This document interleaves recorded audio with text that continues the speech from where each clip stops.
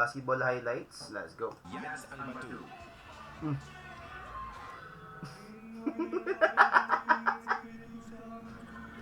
Nag-bounce yung ulo niya, nakita niyo? Well, last nun malamang. Ito.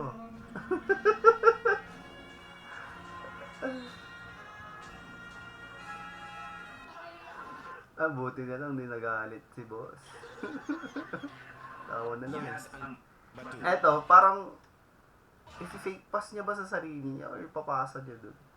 Kasi ang ganda ng peke, oh. Tapos ilalayap niya na lang kung sakaling na-over kasi siya, na-over forward siya. Oh! Ganda nun. Yes, ang Meron batu. ba dito? Wala naman ata. Oh, wala naman yun. Ewan naman. Parang ganda nun, no? Pag dinlayap niya lang sana sa solid na highlights rin yun. Ayan. Next edit do.